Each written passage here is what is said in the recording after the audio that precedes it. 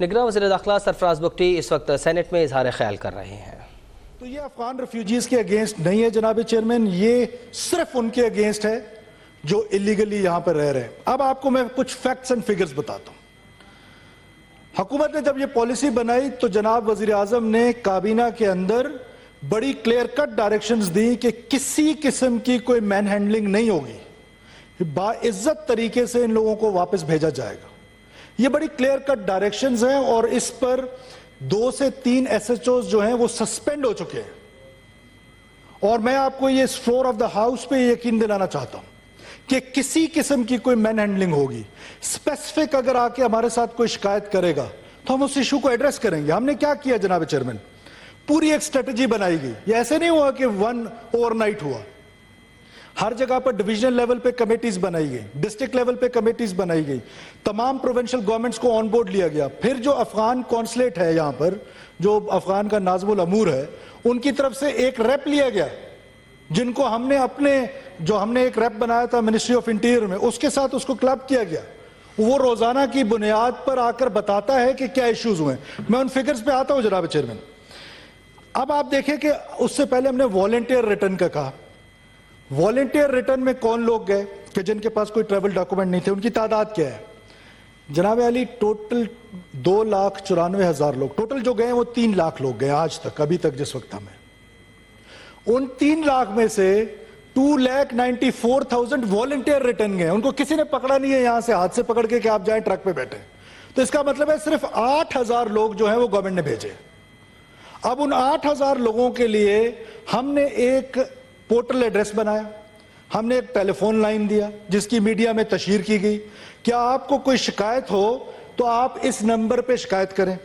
अब उसमें जो इस वक्त तक कंप्लेंट्स आई हैं सितंबर से लेकर अभी तक, total number of complaints sir 569, जिसमें से फॉलो अप किया गया। मैं खुद उसको मॉनिटर करता हूं सर। 82% लोग जो हैं वो हमारे फॉलो अप से वो सेटिस्फाइड हुए। बाकी जो 18% हैं वो अभी तक सेटिस्फाइड नहीं, अनसेटिस्फाइड है। उनके इश्यूज हम अलहदा से हैंडल कर रहे हैं। अब perception is different sir, reality is little different. ये जरूर है कि आप देखें पाकिस्तान का कानून क्या कहता है। पाकिस्तान का फॉरेन एक्ट कहता है कि आप फॉरेनर पकड़ेंगे जो इलीगल है, उसको जाके जेल में बंद करेंगे, उसको जेल में बंद करके फिर उसका ट्रायल करेंगे और फिर उसको डिपोर्ट करेंगे। हमने उसको आसान बनाने के लिए उस ट्रायल को, क्योंकि वो फेडरल गवर्नमेंट का अख्तियार है, फेडरल कैबिनेट ने उसको वेवर दिया है ताकि अब उनको अदालतों में, जेलों में उनको तकलीफ ना पहुंचाए।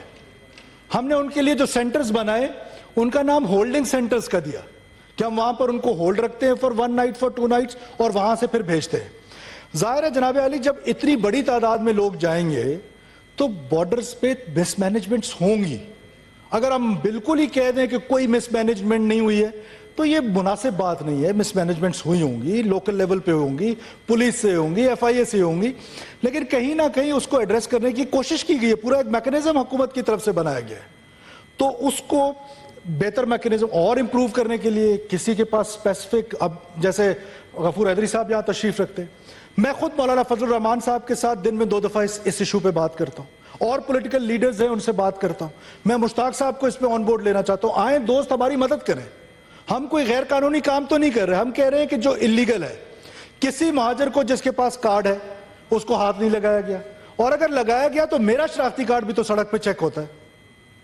अगर उसका अफगान कार्ड चेक हो गया तो इसमें नाराज होने वाली कौन सी बात है। और यही हमारे दोस्त जो इनकी आने की मुखालफत कर रहे थे अब जाने की मुखालफत कर रहे हैं।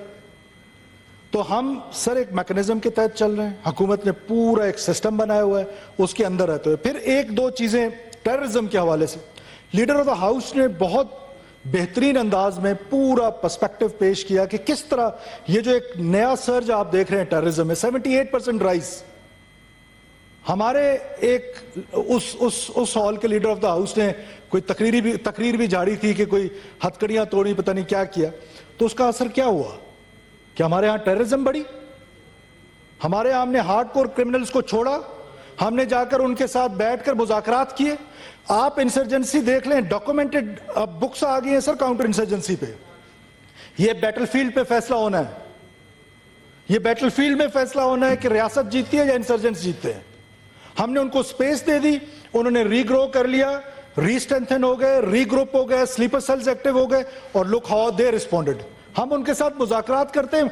मेरा जो भाई कत्ल हुआ है, जो बेनजीर भुट्टो साहिबा शहीद हुई हैं, उसका अख्तियार बिलावल भुट्टो के पास है माफ करने का, रियासत के पास नहीं है। 80,000 लोग यहां पर मारे गए हैं, कितने सिविलियंस मारे गए हैं, कितने सिराज रईसानी साहब, बिलोर साहब, सो एंड सो ऑन, कितने पॉलिटिशियंस, कामरान माइकल, कौन कौन लोग हैं जो वो वहां पे मारे नहीं गए। कहने का मतलब है कि जनाब चेयरमैन, हमने टेररिज्म को इस तरीके से देखना, और फिर जो डॉक्टर साहब ने कहा, मैं उससे सद एहतराम ये इख्तलाफ करता हूं कि ये जो IRA है और TTP में बड़ा फ़र्क है।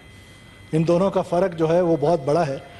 Thank you honourable chairman. मैं एक बार फिर तमाम हॉल का शुक्रिया अदा करता हूं कि उन्होंने अच्छी इनपुट्स दी इस इशू पे। हम मजीद भी, आर डोर्स आर ओपन, कोई इसमें इनपुट देना चाहता है, हम हर वक्त हाजिर हैं। शुक्रिया।